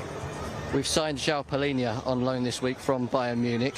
What do you expect him to bring to our team? No, I think today you got 45 good minutes into him. So I think that was very positive in many ways, and I'm sure he will help the team. Any injury concerns coming out of this one, or pretty much as we were? No, positive also today, no injuries. And just finally, I know it's a negative one, but we lost James Maddison this week with the injury. How disappointing is that from your perspective? Yeah, I think it's how can I say, disappointing for me, but mostly devastating for me, and mainly for Matters that he's out the team. We will miss him, and no doubt he will miss playing football. Thank you, Tom. Thank you. You're welcome. There you go. That was Thomas Frank. I thought very interesting some of the answers he gave us there. He says, don't worry, we're going to be 100% ready for PSG. Well, if you look at Jason's face, definitely Jason looks very perplexed as to whether we're 100% ready for PSG. Jason's got to get on a plane in these next couple of days. What did you make, Jess, very quickly, that takeaway, that interview there from Thomas? He seemed to understand that there's a lot to work on, but it appears, I don't know, in some way, a lot of lessons there that may benefit in the future. That was what I took away from the interview. Did you say similar feelings from that interview for you? Yeah, as I say, it may have been the best thing that could have happened for him that he got a performance like that today. So he really has seen our low point. And the thing I picked up was how he talks about we lacked energy, and I said that earlier. That was a worry. As Marlon said, maybe that's a hangover effect of the travel and the heat and humidity that you play in. Maybe that's a part of it. Impossible to know the percentage, but we definitely lacked a lot of that. We seemed second to every ball. We seemed to be knocked off the ball so easily. I think lost all the 50-50 challenges and things. And let's be honest, whoever you're playing against, he's right. Whoever you play against, forget that it's Bayern Munich. If we lose the 50-50s and we don't close Burnley down, we'll lose at home to Burnley. It's as simple as that. You can't get away with that. So they're the things. But as I say, he's got 6 days. He's got time to get his head around one or two of the problems, time to hopefully bring in one or two bodies. But maybe he has seen one or two things about, I know, attitude, commitment, whatever it is today that he knows he needs to address. What would you say, Martin? Did Archie Gray come on? Archie Gray, I don't believe He did. He did come on. He did come on. He had I about. couldn't even remember him coming on. No, I know. He had a good 20 minutes, Jay. Did he? Yeah. That's good. I'm glad you saw him, TJ. I did. As well, an absolutely wonderful comment from Skunkworks Inc. when we were talking about, when I was saying Archie Gray needs to go to the gym. He said there's more meat on a butcher's pencil, which I thought was absolutely wonderful. I tell you. Well, I mean, Teach, let's stick with you for a second. What did you make of that? What did you make of Thomas Frank there? What did you make of the words he said? Very, I think, quite honest and open. The fact that he said this is like the most negative performance of the pre-season, an acknowledgement of that.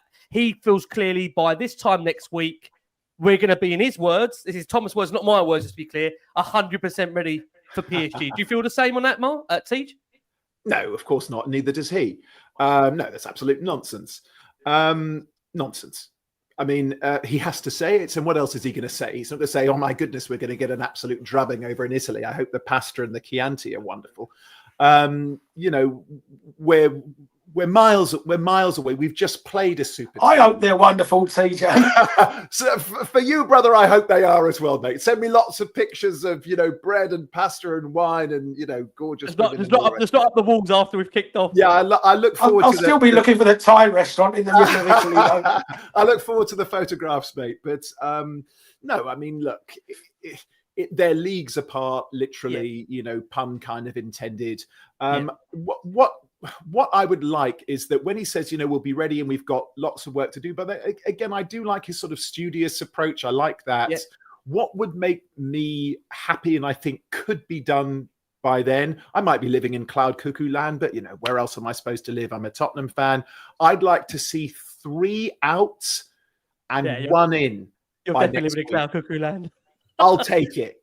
Cuckoo, I'll take it. But that's what I would like. 3 outs, 1 in by next week.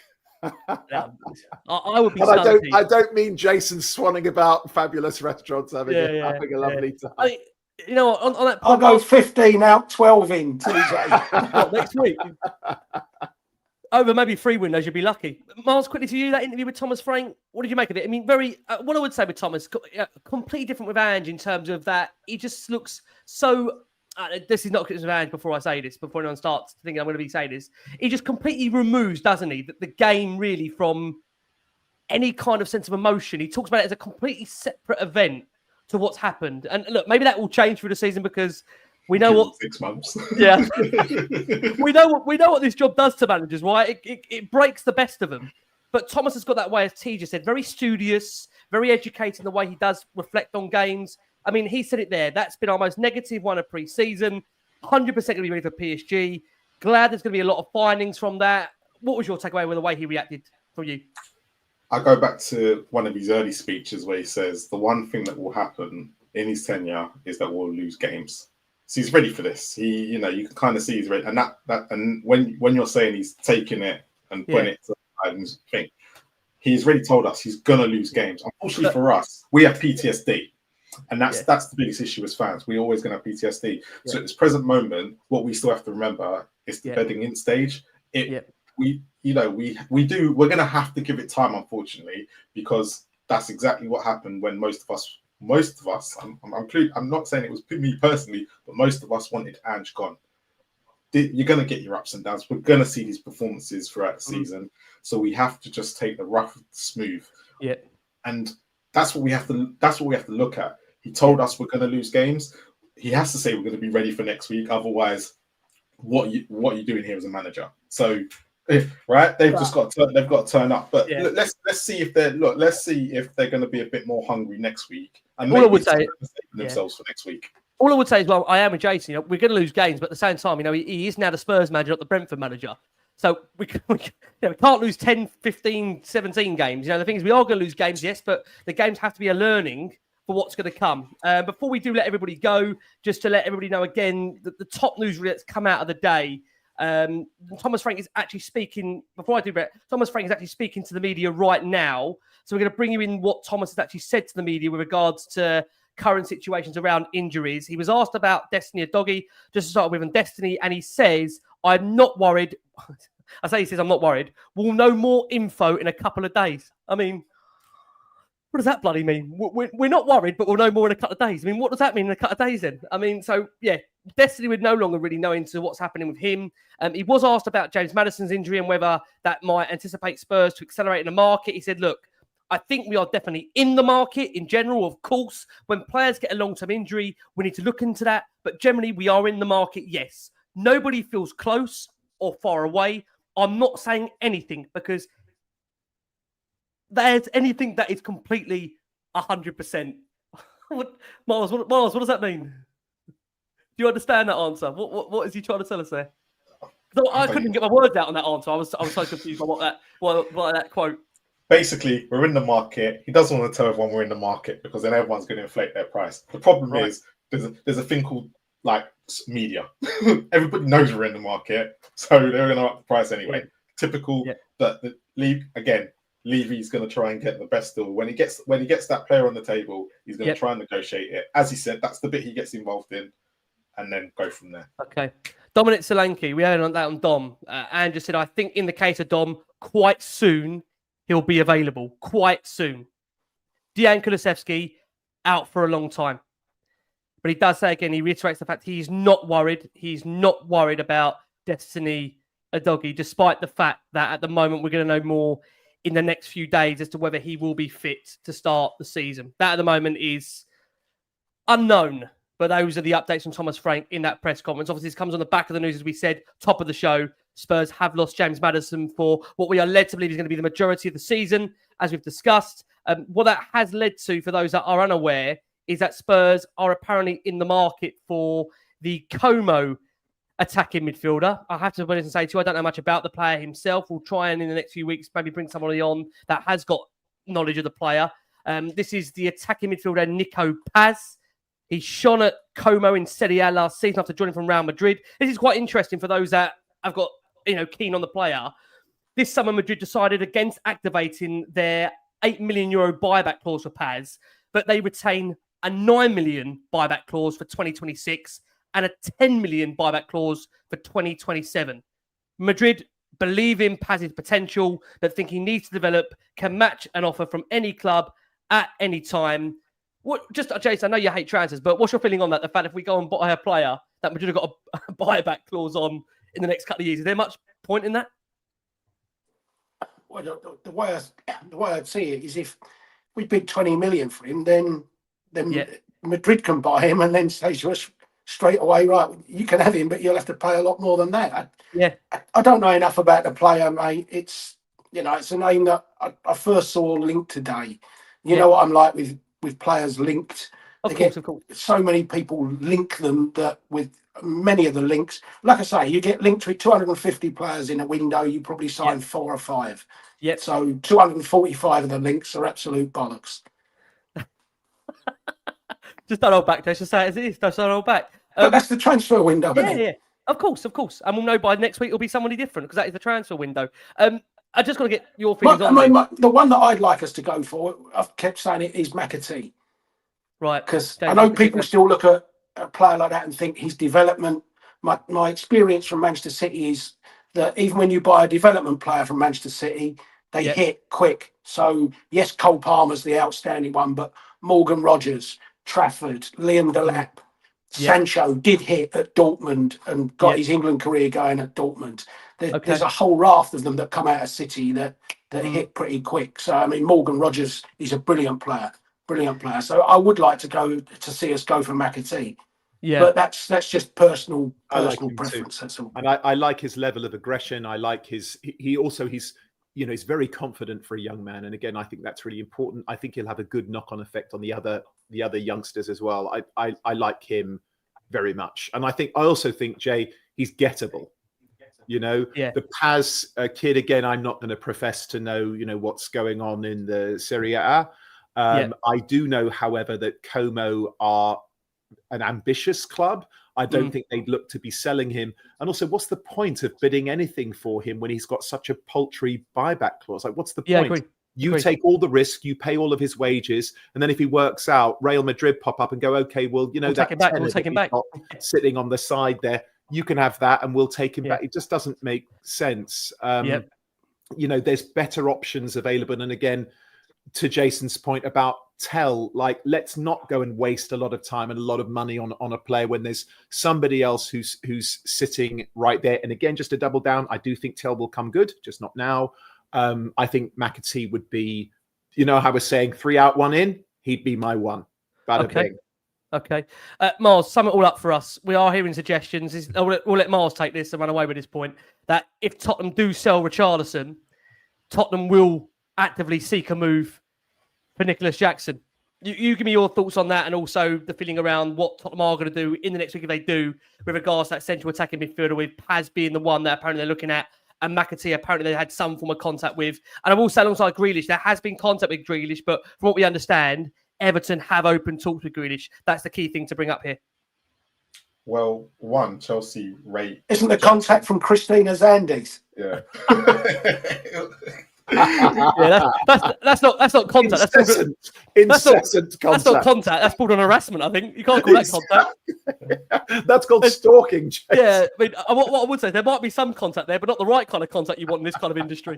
She's currently in a tree opposite his house with a powerful set of binoculars. Yeah, that's why I think stalking's more the appropriate point. That's he said. Then we'll go with that word. Miles, sum it up for us. Who are we stalking this week? Who are we monitoring? Who are we considering? Go on, Miles. Take it away. I tell you now, Jackson of all people, when Chelsea quoted 100 million that they wanted for him, and was it during the World Club Cup? They were saying that nothing less than 100 million. And another thing, he's nothing without Cole Palmer, as we saw in Chelsea. So unless we're signing Cole Palmer and Jackson together, it's not going to happen. And another thing, I think we'd rather Richarlison than Jackson. They're both exactly the same player. They missed the same chances. So I don't know what Spurs. I just think that's just wide of the mark. I don't know. And again, us buying from Chelsea. I know we bought from West Ham. We're going to buy from another rival in the same summer. Come on, we're Tottenham Hotspur. Not that we'll get him. I'd love to see Spurs go for Paqueta, because I think that he looks quite an exciting player. I just can't see a world in which West Ham not two players in one window. That will literally. Their owners would have to move, like literally have to sell the next day if they did that, because I don't think they'll have it. But again, with Jackson, I think the same here. I think they're quoting a ridiculous amount of money for him. Okay. And I just don't think it'll be another striker that they'll be looking. And he's not great. Yeah. Even though he has a good record at Tottenham Hotspur Stadium, he has a lovely record there. But I also question the timing of these links. I mean, they put the Jackson link out at half time when we're being absolutely battered by Bayern. I've got Jason messaging me going to me, I'll take 17th right now. So Jason messaged me, I'll take 17th. Then I see Nicholas Jackson link. I thought, God, we've got to do an eighth season of last one on Spurs. I reckon that's his agent. Tottenham Hotspur. To be fair, I reckon it's his agent. They saw what happened to Morgan Gibbs-White, and he went, "I'll have some of this. Yeah. Get him a new contract." Right. I think for all of our sakes, we're going to wrap up, because Jason's going to have a flight to catch in a couple of days' time. And what I will just say to you, we're going to be bringing you a very special tribute show to Heung-min Son. I know we haven't really touched upon Son's exit to the club, but we're pleased to tell you we're going to be bringing on the wonderful South Korean journalist Sun Mo Lee, who's going to join us for a very special show with me and Jason. That's going to be, as things stands at the moment, on Saturday morning for our UK audience. It's going to be a very special show dedicated to Heung-min Son. Going to be discussing some of his greatest moments in the Spurs shirt, his Spurs journey with someone like Jason, who's got such deep roots of connection in Asia, and Sun Mo Lee, someone that has followed Son's career since really the beginning and has been with him through that whole Spurs journey. So that's going to be magnificent. And I will just say again what we said at the top of the show, or what I wanted to say really, is we wish Sonny all the very best for the future. No, I haven't got used to seeing him in another shirt. TJ, bless him, I'm sure at some point we'll be taking a trip to go and watch him, TJ. Can I ask you and say that? Absolutely. Many conversations have already taken place. I know some people at LAFC. A good friend of mine, actually, Richie, who works at LAFC, is a big Tottenham fan. So that's happening. I mean, which is kind of bittersweet, because going to MLS games is... Anyway, I look forward to seeing Sonny over here in LA. It's still weird. Hasn't sunk in yet. I've got to say, Spurs get a lot of things wrong when it comes to what they do, maybe with regards to the window and communication. But I will just say, I give them props. I thought the Sonny content, oh man, it was, I think if no one shed a little bit of a tear or wasn't emotional after the Sonny interviews, I mean, that guy, I think, Jace, we've had this conversation, that guy loves Tottenham. And honestly, I mean this, if every guy showed the emotions Sonny showed there, oh God, what a squad, what a team we'd have. And we wish Sonny all the very best for the future. A very special human being. And I know me and Jace can't wait for that interview. It's going to be very special. But I want to say a massive thank you to Tej. Thank you so much for coming back on. Oh. Lovely to see you, mate. Thank you for having me. Nice to see you, boys. Great panel, great show as always. Thank you to the viewers and the listeners. And again, echo all the sentiments about Sonny. Just an absolute gentleman.